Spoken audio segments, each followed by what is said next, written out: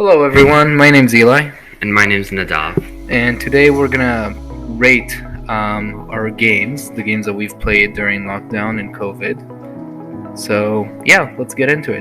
Which one do you want to start off with? Let's start with probably my favorite game that I've played on here, Rainbow Six. Rainbow Six, alright, good choice. Where would you put it?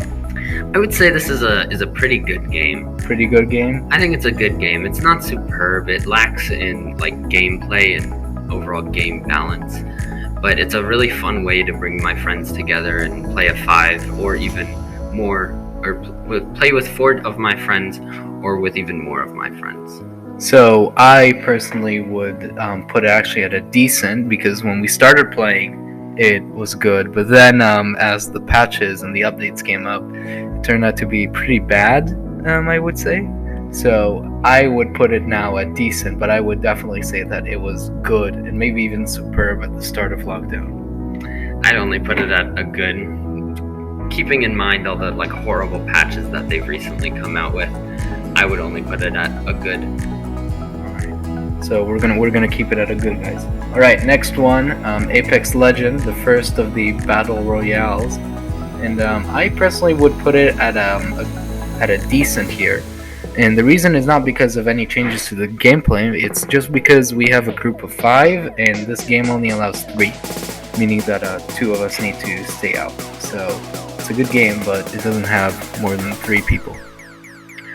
I'm personally gonna disagree with you. I would put this at a superb. Alright. I really like the smaller groups because not everyone can always play. It's good for those smaller groups so you don't have to find 2 extra random people to play with.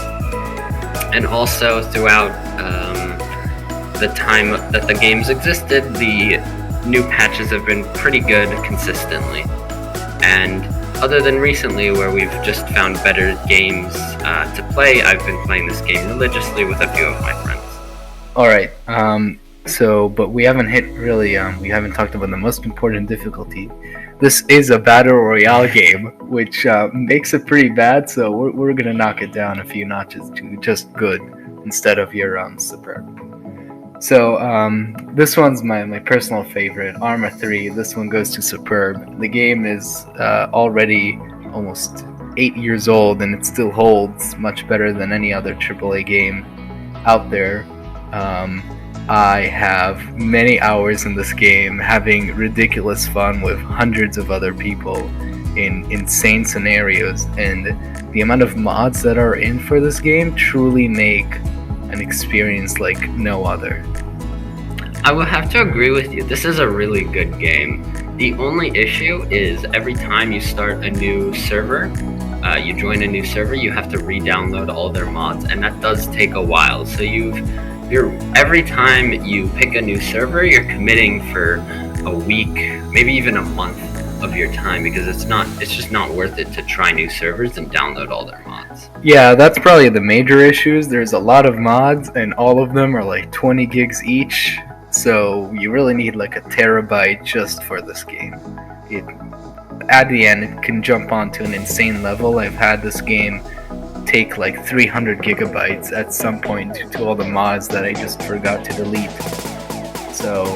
But overall, this game is probably one of the best. It definitely stays on the superb.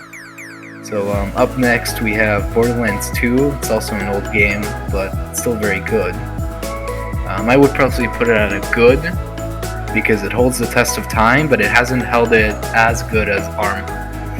I'd have to agree with you. Me and my friends just never got as into this game as other games, so I have a lot less experience in it.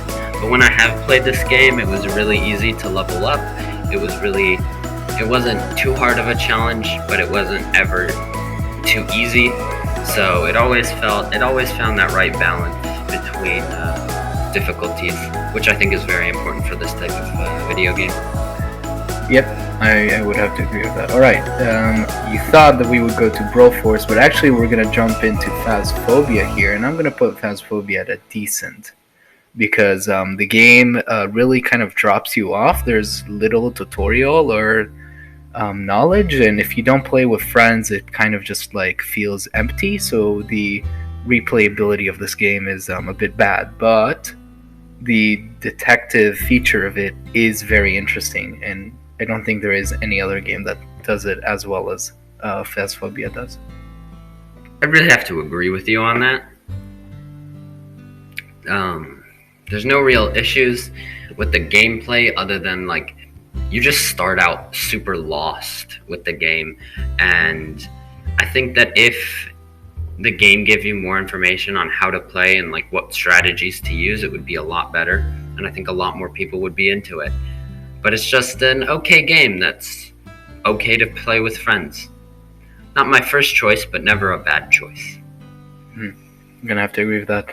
All right, moving on to today's probably one of the most favorite games ever. We're gonna go into Fortnite, and I'm gonna put it at cringe just because it is Fortnite. I don't think I need to expand on that. The fan base is truly awful, and the battle royale is just not the good. Even though it is one of the most popular ones, it somehow fails to do what it was most famous for. So yeah, this is definitely a cringe game for me.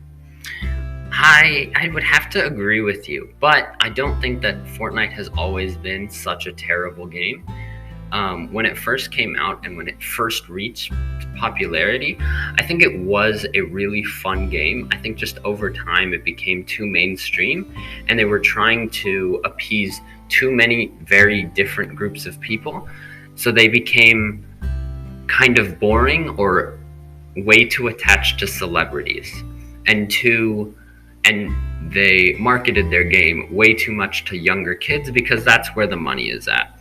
And I think that for such a promising game when it first came out, it really is disappointing to see where it's gone.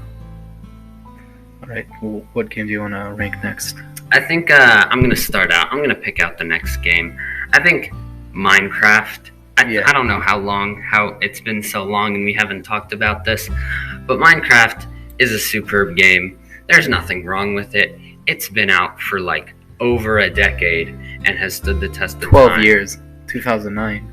Yeah, there's mods to this game. There's servers. You don't have to make out like huge like space commitments like you do with Arma. You can play it with any age group. It's fun for all ages, regardless. It's just a perfect game. It does get boring at times, but that's why you add mods and find servers, and you can spice it up and play completely new games with the same game. Yeah, I'm gonna have to agree with him on that. Really, like, it's Minecraft. There is nothing wrong with it. It cannot be wrong. You know, it's just a legendary game. But moving on, I have here a guilty pleasure video game of mine. War Thunder is going into the bad category because I have played this game basically since it came out, since 2013. For context, he has 1,788 hours in this game, amounting to about 75 days of his life. He is... You can't expose me like that, can you? He is beyond addicted to this game. This game, if people play this game as much as he does, it would break up families. It is truly awful what this game has done. If I don't hear from Ilay for a little bit, I always know what he's doing. He is always playing War Thunder. That or listening to some random Finnish song. Yeah, so I'm gonna have to agree with him on that. So War Thunder is a really good game in general, but it's like insanely unbalanced. The community is so toxic, and the grind just never stops. That I would have probably a couple of years ago put it at the good, but now I put it at the bad. But the issue is I can't stop playing. Like, you know, the grind never stops. There's always another vehicle to unlock. To get to a point where this game is fun and you're not playing with noobs, you actually have to put 500 hours into this game.